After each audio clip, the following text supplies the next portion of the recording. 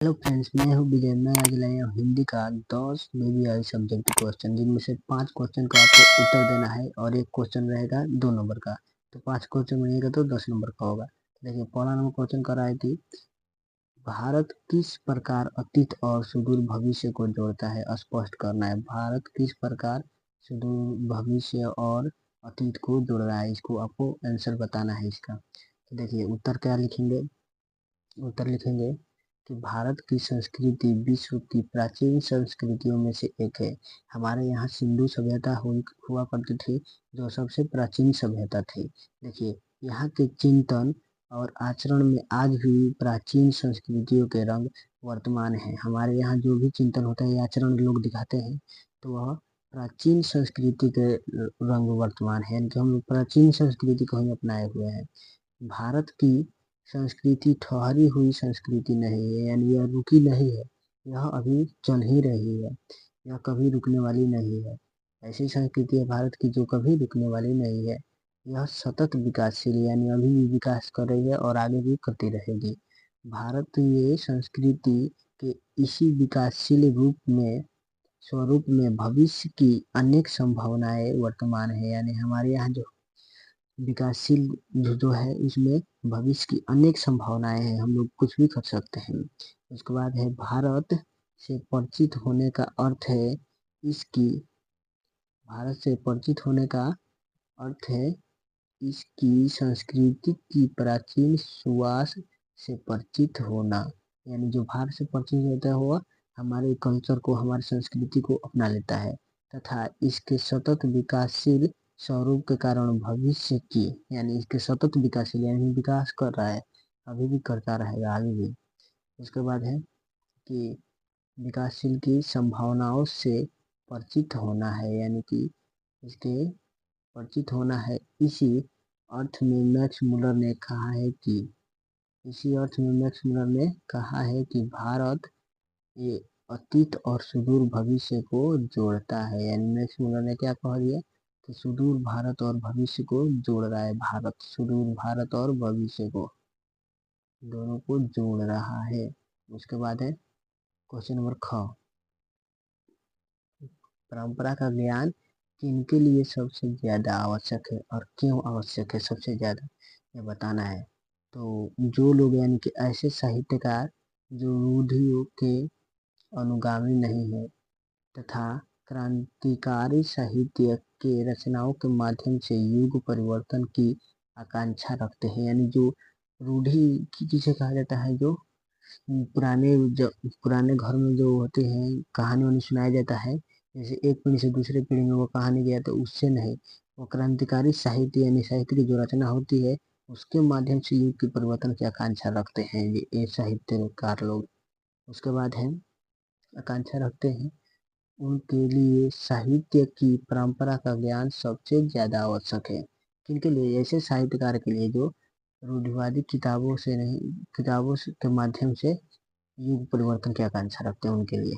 उसके बाद है गौ नंबर में कि मछली और दीदी में क्या समानता है। गौ नंबर क्वेश्चन क्या करें, मछली और दीदी में क्या समानता है स्पष्ट करना है हमको।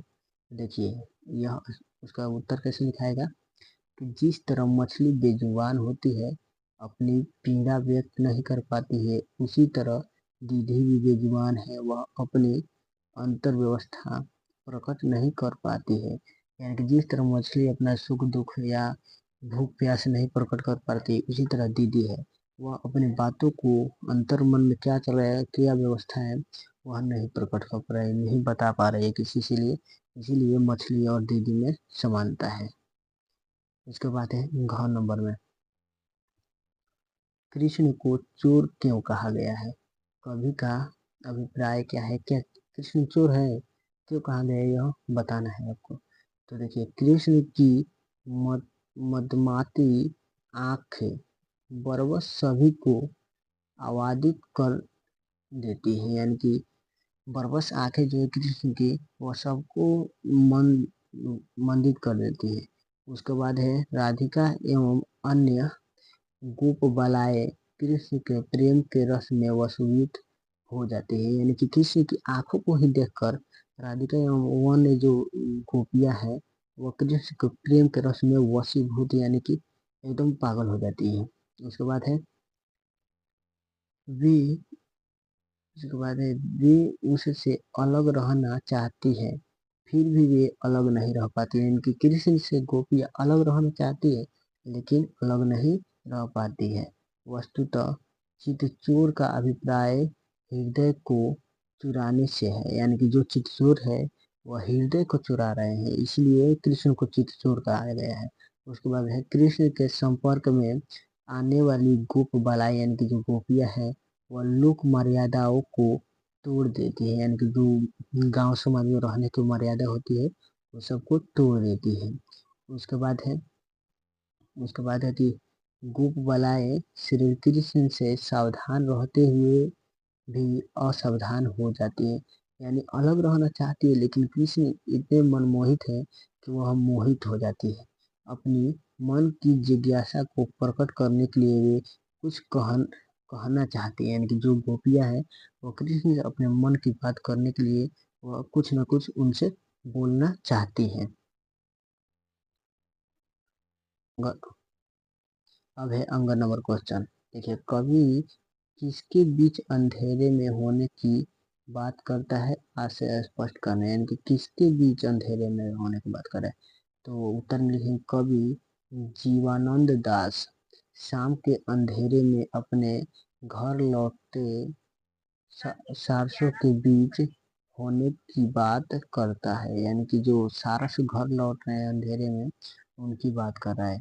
कवि में बंगाल की सुरमय सुरमय प्रकृति के प्रति अनन्य अनुराग भाव है, यानी कि जो कवि है वो बंगाल की सुरमय प्रकृति है उसमें प्रति अनुराग भाव है। उसके बाद है वह इसी अनन्य अनुराग भाव के कारण सारसों के बीच अपने घर लौटने की अभिलाषा रखता है, यानी कि जो कारण है वही वह अपने अभिलाषा को पूरा करने के लिए वह अनुराग भाव दिखाते हुए सारसों के बीच से यानी कि सारसों को साथ लेकर घर लौटने की अभिलाषा रखते हैं कवि कौन, जीवनानंद दास। उसके बाद है क्वेश्चन नंबर, देखिए क्वेश्चन खत्म हो गया और इसका अगला पार्ट लाएंगे इसका। और आपसे बस इतना ही अनुरोध है कि इस चैनल को सब्सक्राइब करें और वीडियो को लाइक जरूर कर दें और अपने दोस्तों के पास ज़्यादा से ज़्यादा शेयर करें ताकि उनका भी भला हो सके। धन्यवाद।